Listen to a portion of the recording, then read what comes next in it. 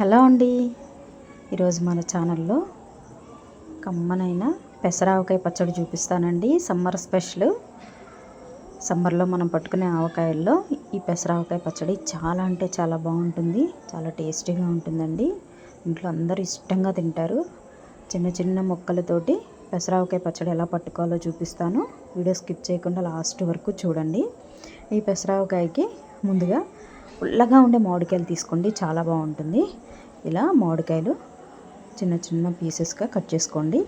వీడియోలో చూపిస్తున్నట్టుగా పెంక తీసేసి ఇలా ముక్కలు ముక్కలుగా ఈ సైజు ముక్కలు కట్ చేసుకోండి. మీరు కావాలంటే ఇంకొంచెం పెద్ద సైజు అయినా కట్ చేసుకోవచ్చు. ఇలా ముక్కలన్నీ కట్ చేసుకోండి. నేను ఇక్కడ కేజీ కొలత చెప్తున్నాను. ఇందులోకి ఒక 5 టేబుల్ స్పూన్లు 5-6 టేబుల్ స్పూన్లు సాయి పెసరపప్పు తెలుసు కదండి మీకు. ఈ సాయి పెసరపప్పుని దోరగా వేయించుకోండి. ఒక 2 గుప్పిళ్ళు చాలండి. మీకు ఇంకా పక్కా కొలతలతో చెప్పాలి అనుకుంటే మీకు ఇప్పుడుతో 2 గుప్పిళ్ళు చాలు. 2 గుప్పిళ్ళు సాయి పెసరపప్పు ఇలా కలర్ చేంజ్ అయ్యే వరకు వేయించుకొని పక్కన పెట్టుకోండి. చల్లారే వరకు. చల్లారిన తర్వాత ఇలా మెత్తగా మిక్సీ పట్టుకోండి. బాగా మెత్తగా మెంతిపిండి ఆవపిండి ఎలా పట్టుకుంటామో మనం అలా మెత్తగా పట్టుకోవాలండి. ఈ పెసరపిండిని పక్కన పెట్టేసేసుకోండి. ఇదిగోండి నేను చూపిస్తున్నాను చూడండి. ఇలా బాగా ఫైన్గా పౌడర్ అయిపోవాలన్నమాట. ఇప్పుడు కేజీ ముక్కలండి ఇవి. కేజీ ముక్కలకి కొలత చెప్తున్నాను. ఇలా ముక్కలన్నీ ఈ సైజు ముక్కలు కట్ చేసుకున్నాను నేనైతే. ఇందులోకి కావాల్సిన ఇంగ్రీడియంట్స్ అండి. 1 గ్లాసు ఉప్పు, టీ గ్లాస్ ఉంటుంది కదా, దాంతో 1 గ్లాసు ఉప్పు వేసుకోండి చాలు. కేజీ ముక్కలకి మామిడికాయలకి కొలత మీకు ఆల్రెడీ తెలుసండి, తెలియని వాళ్ళ కోసం చెప్తున్నాను. ఇప్పుడు 1 టేబుల్ స్పూన్ పసుపు వేస్తున్నాను.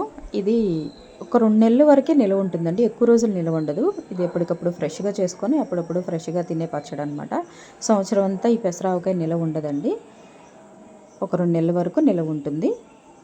ఇలా ముక్కలన్నిటికీ ఉప్పు పసుపు బాగా పట్టే విధంగా ఇలా కలిపేసుకోండి. ఇప్పుడు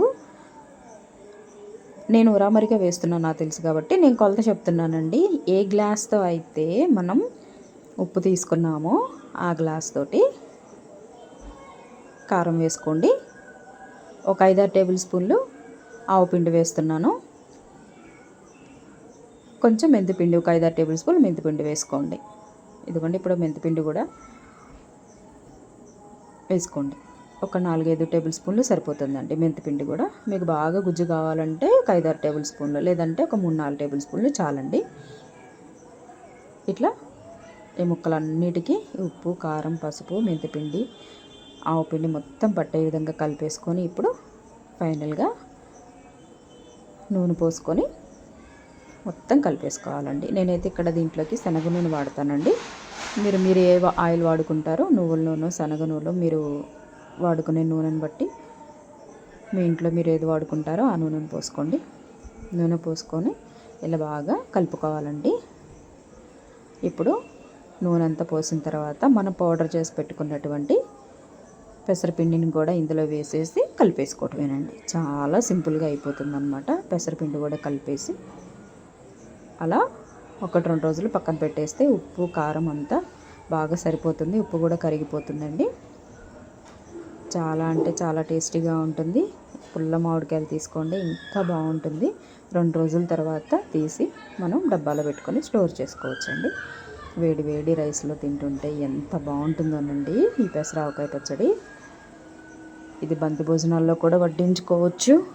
ఇంట్లో వాళ్ళు కూడా డైలీ వేడి కూడా చేయదండి, చలవ చేస్తుంది. పెసరపప్పు ఉన్నాయి కాబట్టి డైలీ వేడనలో ఒక ముద్దలోకి తినొచ్చండి. నెయ్యి వేసుకొని తినండి, చాలా చాలా బాగుంటుంది. 2 నెలల వరకు నిల్వ ఉంటుంది. వీడియో నచ్చితే ప్లీజ్ సబ్స్క్రైబ్ చేయండి.